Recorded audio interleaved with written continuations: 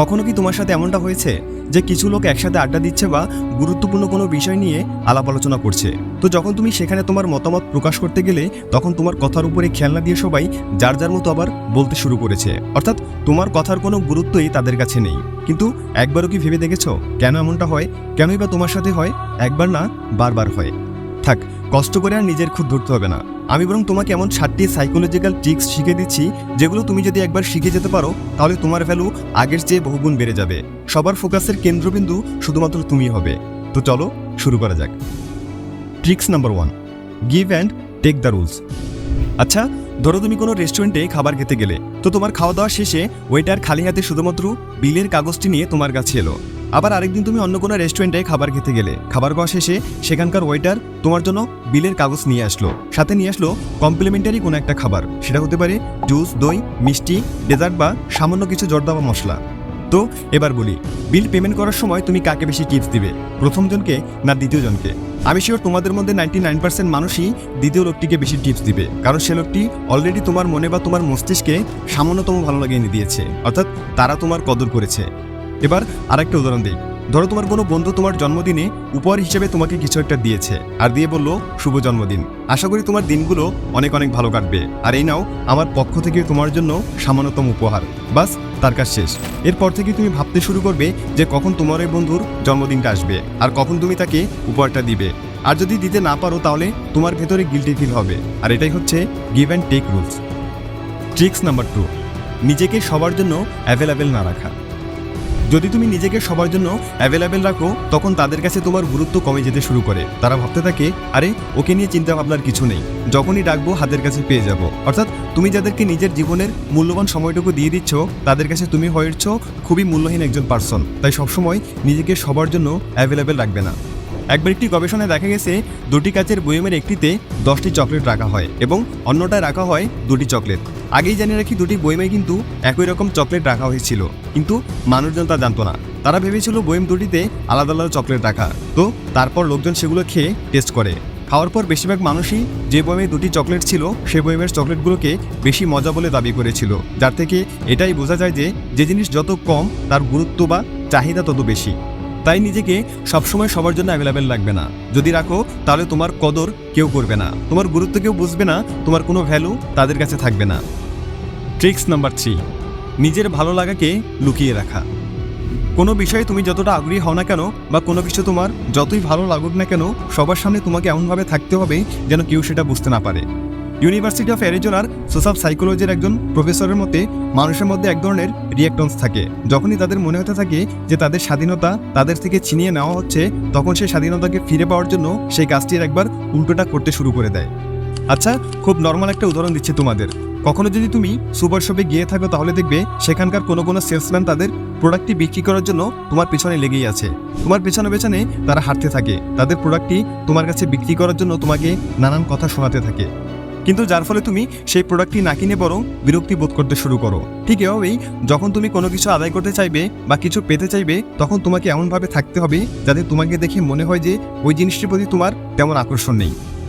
Tricks number 4, আমি সব কিছু জানি এমন অভিনয় বন্ধ করা।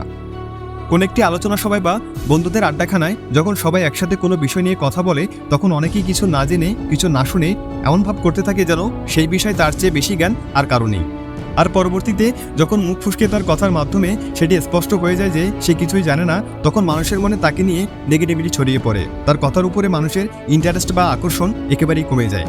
পরবর্তীতে সে যাই বলুক না কেন লোকজন মনে করতে থাকে যে আবারও সে না জেনে সবকিছু জানার ভান করছে, আর তার কথার কোনো গুরুত্বই কেউ দেয় না, তার কথা ঠিকমতো কেউ শুনতেও চায় না। কিন্তু তুমি যদি সকলের সামনে সত্য বলতে শেখো বা সঠিকভাবে সেই বিষয়টির প্রতি নিজের ধ্যান বা ধারণা প্রকাশ করতে থাকো, সেই বিষয়ের প্রতি তোমার কতটুকু জানা আছে বা তোমার মতামত কি সেগুলো বলতে শুরু করো, তখন সকলে খুব মনোযোগ দিয়ে তোমার কথাগুলো শুনতে শুরু করবে। তাদের মনে চলতে থাকে যে সে বিষয়ে তোমার জ্ঞান কতটুকু সেটা লক্ষ্য করা। আর পরবর্তীতে তুমি তোমার জানা কোনো বিষয় তাদের সাথে শেয়ার করতে গেলে তারা খুব বিশ্বাসের সাথে তোমার কথাগুলো মেনে নেবে, তোমার কথার গুরুত্ব অনেক লেভেলে চলে যাবে। তাই আমি সর্বজান্তা, আমি সব কিছু জানি এমনটা মোটেও বলা বা কাউকে দেখানো যাবে না। ট্রিক্স নাম্বার 5, কাউকে কথা দেওয়ার আগে দুবার ভাবা। খুব সহজে কাউকে কথা দিয়ে ফেললে তারা তোমাকে পুতুলের মতো নাচাবে। ধরো তুমি খুব ছোট্ট একটা বিষয়ে কাউকে কথা দিয়ে ফেলেছো এবং ঠিকঠাক সেটি করেও দেখিয়েছো, আর ঠিক তারপর থেকে ওই ব্যক্তি তোমাকে দিয়ে আরও অনেক কিছু করানোর কথা ভাবতে শুরু করে দেয়। তারপর হয়তো তারা তোমাকে খুব বড় একটা কিছু করতে দিবে, আর যেহেতু তুমি তার পূর্বের কাজটিও ঠিকমতো করে দিয়েছো, তাই এবার তাকে না করতে তোমার আত্মসম্মান বাঁধবে। ভালো না খারাপ সেটা চিন্তা না করে তুমি আবার তাকে কথা দিয়ে দাও, যার কারণে তোমাকে অনেক ঝামেলা পোহাতে হয়। ঠিক একই কাজটা তুমি চাইলে অন্যকে দিয়ে করাতে পারো। প্রথমে তাকে ছোট্ট একটি কাজের দায়িত্ব দিয়ে সেটি ঠিকঠাকভাবে করে দেবে তার ওয়াদা নাও। তারপর সেটি হয়ে গেলে তাকে দিয়ে আর অনেক কিছু তুমি করে নিতে পারো। আর যেহেতু সে তোমার প্রথম কাজটি দায়িত্ব সহকারে করে দিতে পেরেছে, তাই দ্বিতীয়বারও সে তোমাকে মানা করতে লজ্জাবোধ করবে। ট্রিক্স নাম্বার 6, অন্যদের ফলো করা বন্ধ করো। ধরো তুমি অনলাইনে কিছু একটা কিনতে গেলে, তো তোমার সামনে দুটি প্রোডাক্ট শো করলো, একটাতে 5 স্টার রেটিংয়ের সাথে একটা রিভিউ, আর অন্যটায় 4 স্টারের সাথে 100টা রিভিউ। তো তোমার কাছে প্রশ্ন হলো তুমি কোনটা নেবে? তোমাদের মধ্যে বেশিরভাগ মানুষই প্রোডাক্টটি নেবে যেটির 4 স্টার রেটিংয়ের সাথে 100টা রিভিউ আছে, কারণ তাদের মনে হতে থাকে যেহেতু বেশিরভাগ মানুষ ওই প্রোডাক্টটি কিনেছে তাই নিশ্চয়ই ওটাই ভালো হবে, যার ফলে তারা চিন্তাভাবনা ছাড়াই সেই প্রোডাক্টটি অর্ডার করে ফেলে। কিন্তু এই কাজটির ফলে তুমি এটাই প্রমাণ করলে যে তোমার নিজের সিদ্ধান্তের উপর একটুও কনফিডেন্স নেই। তুমি বাকিদের সিদ্ধান্তের উপর আস্থা রেখে নিজের সিদ্ধান্ত নিয়ে ফেললে, যা পরে তোমার মধ্যে আত্মবিশ্বাস তো কাজ করেই না, বরং ভবিষ্যতে নিজের সিদ্ধান্তের উপর আস্থা থাকে না। তুমি লোকজনের সিদ্ধান্তের উপর নির্ভরশীল হয়ে পড়ো, যার কারণে অন্যরা এটা বলে তোমার সমালোচনা করবে যে আরে ভাই ওর মতামত নিয়ে কি লাভ, ও তো নিজের সিদ্ধান্ত নিজে নিতে পারে না। আর যার ফলে তোমার ভ্যালু তাদের কাছে একবারে শূন্যের কোটায় এসে দাঁড়াবে। ট্রিক্স নাম্বার 7, নিজের প্রতি চ্যালেঞ্জ রাখা। মনে করো একটি ছেলের মা তাকে 1 গ্লাস দুধ খেতে দিল, আর বাকি সবার মতো সেই ছেলেটি তার মাকে বলল আমি দুধ খাবো না। আর তারপর অন্য সব মায়েরা তার সন্তানদের বলে না এক্ষুনি তোমার 1 গ্লাস দুধ খেতেই হবে, তা না হলে আজ তোমার নিস্তার নেই। তাকে বকাঝকা করে জোর করে কখনো কখনো মার দিয়ে ওই 1 গ্লাস দুধ খাওয়ানো হয়। কিন্তু যদি ছেলেটির মা এটা বলতো যদি তুমি 1 গ্লাস দুধ খেয়ে শেষ করতে পারো তাহলে আমি তোমাকে এটা দেবো বা ওটা দেবো, কিন্তু আমার মনে হয় না যে তুমি 1 গ্লাস দুধ খেয়ে শেষ করতে পারবে। ব্যাস এই কথাটি বলার পরপরই ওই ছেলেটির ভেতরে এক ধরনের চ্যালেঞ্জ কাজ করতে শুরু করে। তার মনেতে থাকে যেভাবেই হোক এই 1 গ্লাস দুধ আমাকে শেষ করতেই হবে, মা বলেছিল আমি পারবো না, আমাকে যেভাবেই হোক শেষ করে মাকে দেখিয়ে দিতে হবে। ঠিক এই ধরনের চ্যালেঞ্জ তুমি নিজেকে করতে থাকো, নিজে প্রশ্ন করতে থাকো যে আমি কি আসলেই পারবো, আর এভাবেই পারবে তুমি নিজেকে বদলে ফেলতে।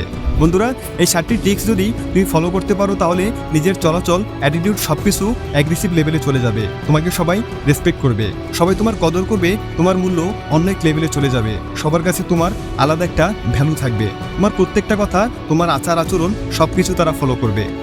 তাই আজ থেকেই এই 7টি পাওয়ারফুল ট্রিক্স নিজের উপরে অ্যাপ্লাই করতে শুরু করো, আর ভালো লাগলে সাবস্ক্রাইব করে আমাদের সাথেই থাকো। Thanks for watching.